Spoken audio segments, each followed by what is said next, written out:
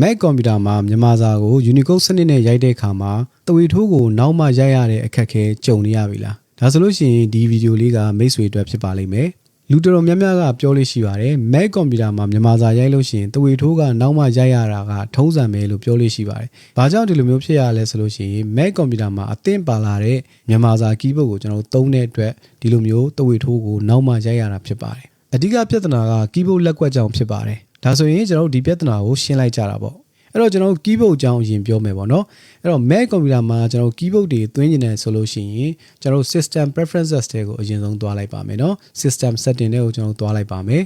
system setting ရောက်လာပြီဆိုလို့ရှိရင်ကျွန်တော်ဒီဘက်ဘေးကနေပြီးတော့မှ keyboard ဆိုတာလေးကိုသွားလိုက်ပါမယ်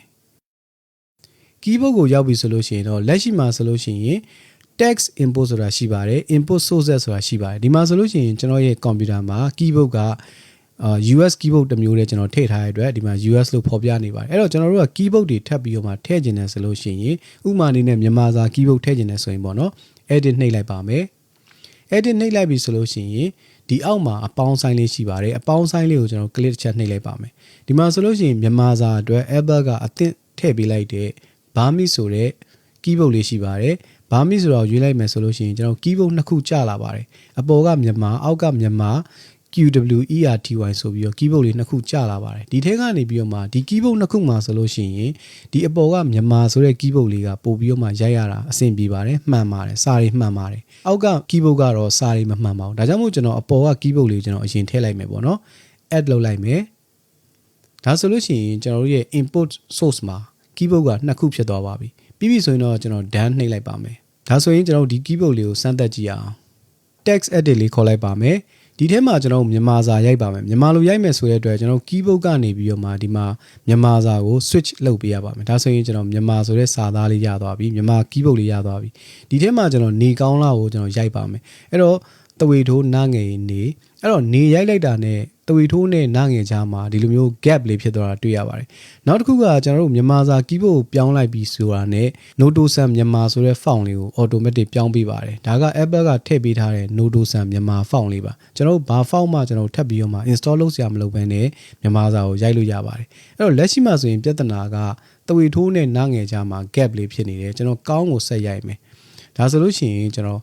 ်ဒီမှာအဆင်မပြေတာကိုတွေ့ရပါလိမ့်မယ်အဲ့တော့ဒီနေကောင်းလားဆိုတာကိုကျွန်တော်တို့ကဒီ Apple ကပေးထားတဲ့မြန်မာ keyboard နဲ့ရိုက်မယ်ဆိုလို့ရှိရင်နားငယ်ကိုအရင်ရိုက်ရပါမယ်ပြီးမှသွေထိုးကိုရိုက်ရပါမယ်အဲ့တော့ကောင်းဆိုလို့ရှိရင်လည်းကာကြီးကိုရိုက်ရမယ်သွေထိုးရိုက်ရမယ်ရေးချငတ်တာကောင်းဒီလိုမျိုးကျွန်တော်တို့ကအမြဲတမ်းရိုက်နေရတဲ့ခါကျတော့အဆင်မပြေဘူးပေါ့နော်ကျွန်တော်တို့စာရေးတယ်လို့မျိုးသွေထိုးဆိုသွေထိုးအရင်ရေးပြီးတော့မှရိုက်ရတာကပို့ပြီးတော့အဆင်ပြေပါပဲအဲ့တော့သွေထိုးကိုကျွန်တော်တို့ရှေ့ရစပြီးရိုက်ဖို့ဆိုလို့ရှိရင်ကျွန်တော်တို့ Keymagic ဆိုတဲ့ keyboard လေးတစ်ခုလိုပါတယ်အဲ့ဒီအတွက်ကျွန်တော်တို့က web browser တစ်ခုကိုဖွင့်လိုက်ပါမယ် web browser ထဲမှာကျွန်တော် Keymagic လို့ရိုက်ရှာလိုက်ပါမယ် KEY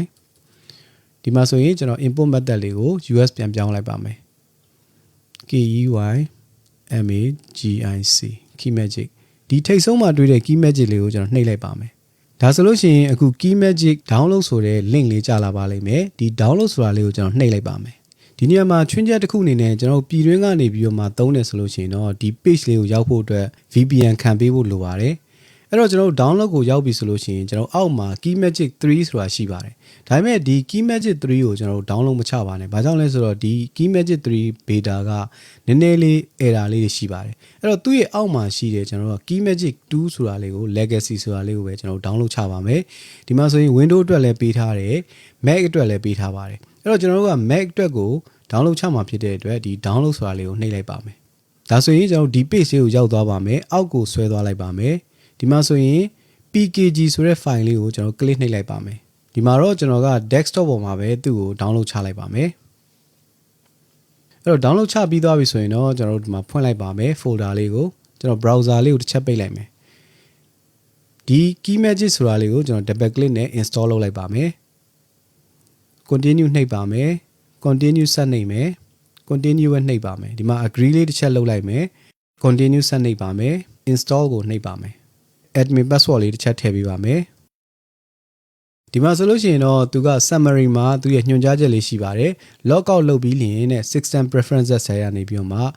ဒီလမ်းကြောင်းကိုသွားပြီးတော့မှအမှန်ချစ်လုပ်ရမယ်ပေါ့နော်အဲ့တော့ကျွန်တော်တို့အရင်ဦးဆုံးကျွန်တော်တို့က log out လုပ်ပေးရမှာဖြစ်ပါတယ်အဲ့ဒီအတွက်ကျွန်တော် log out ကိုနှိပ်လိုက်ပါမယ်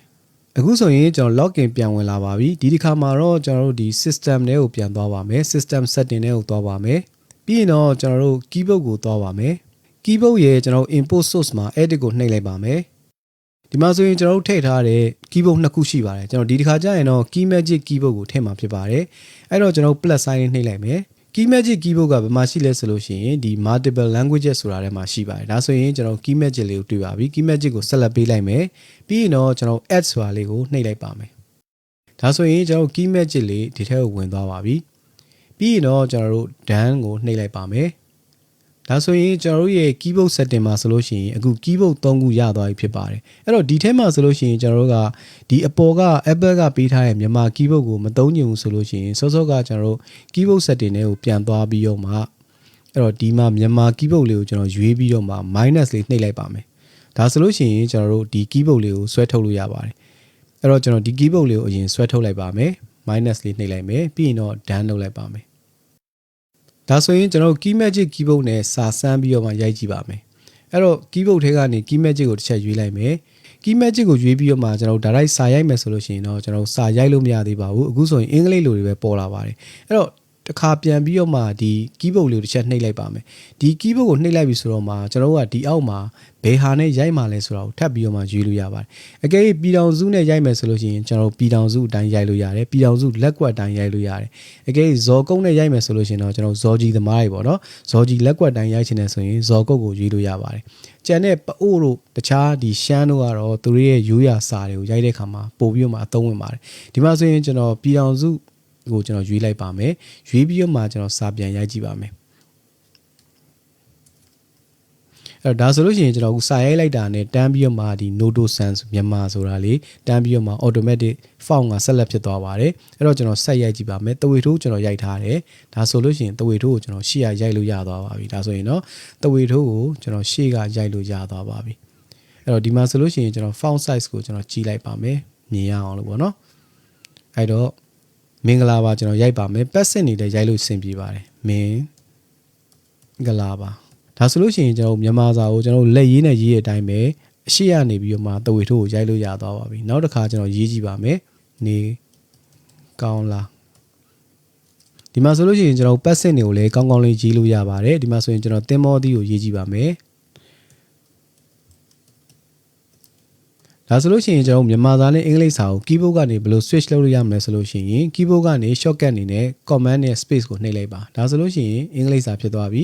ကျွန်တော် command နဲ့ space ကိုထပ်နှိပ်လိုက်မယ်ဒါဆိုလို့ရှိရင်မြန်မာစာဖြစ်သွားပါပြီအဲ့တော့ဒီနှစ်ခုကိုကျွန်တော်စိတ်ကြိုက်ကျွန်တော်တို့ switch လုပ်လို့ရပါတယ်နောက်တစ်ခုကတော့ကျွန်တော်တို့ဒီမှာအသုံးမပြုတဲ့ key magic ရဲ့ keyboard လက်ကွက်တွေကိုကျွန်တော်တို့ဖယ်ထုတ်လို့ရပါတယ်ပြည်ထောင်စုတစ်ခုတည်းကျွန်တော်တို့ထားပေးလို့ရပါတယ်open keyboard directory ဆိုတာလေးကိုနှိပ်လိုက်ပါမယ်ဒါဆိုလို့ရှိရင်ကျွန်တော်တို့ရဲ့ key magic ထဲမှာရှိနေတဲ့ဒီ keyboard လမ်းကြောင်းလေးကိုရောက်သွားပါပြီဒီထဲကမှကျွန်တော်တို့ကပအို့ရဲ့ဒီနောက် keyboard 3ခုပေါ့နော်ဒီ3ခုကိုကျွန်တော်တို့ဖြတ်ပလိုက်လို့လည်းရတယ်ဒါမှမဟုတ်ကျွန်တော်တို့ copy ပွားပြီးတော့မှတင်ထားလို့ရတယ်နောက်တစ်ချိန်ကြာလို့ရှိရင်ပြန်ထည့်ခြင်းထည့်လို့ရအောင်ပေါ့နော်အဲ့တော့ကျွန်တော်ဒါကိုကျွန်တော် copy လေးယူလိုက်ပါမယ် copy ယူပြီးသွားလို့ရှိရင်ကျွန်တော် desktop ပေါ်မှာနောက်ထပ် folder လေးတစ်ခုစောက်လိုက်ပါမယ်ဒီထက်ကိုကျွန်တော် paste လုပ်ချလိုက်ပါမယ်ဒါဆိုလို့ရှိရင်ကျွန်တော် keyboard 3ခုလုံးရသွားပြီပေါ့နော်အဲ့တော့ကျွန်တော်ဒီဘက်ကနေအဲ့တော့ကျွန်တော် keyboard ကနေပြီးတော့မှ key magic ကိုရွေးပြီးတော့သူ့ရဲ့ open keyboard directory မှာသွားကြည့်လိုက်မယ်အဲ့တော့ကျန်တဲ့ keyboard တွေကိုကျွန်တော်ရွေးပြီးတော့မှသူ့ကို move to trash ဆိုပြီးတော့လုပ်လိုက်လို့ရပါပြီဒါဆိုရင်တော့ကျွန်တော်ရဲ့ keyboard ထဲမှာ key magic ထဲမှာအခုပြည်ထောင်စုတစ်ခုပဲရှိတော့မှာဖြစ်ပါတယ်ဒါဆိုလို့ရှိရင်ကျွန်တော် keyboard တွေမှားစရာအကြောင်းမရှိတော့ဘူးပေါ့နော်အကယ်၍တခြား keyboard တွေပြန်လိုချင်တယ်ဆိုလို့ရှိရင်စောစောကကျွန်တော် desktop ပေါ်မှာ save ထားတဲ့ထဲကနေပြန်ယူပြီးတော့မှပြန်ခေါ်ထည့်လို့လည်းရပါတယ်အခုဆိုရင်တော့ Mac computer မှာမြန်မာစာကို Unicode စနစ်နဲ့မှန်မှန်ကန်ကန်ရိုက်လို့ရသွားလိမ့်မယ်လို့မျှော်လင့်ပါတယ်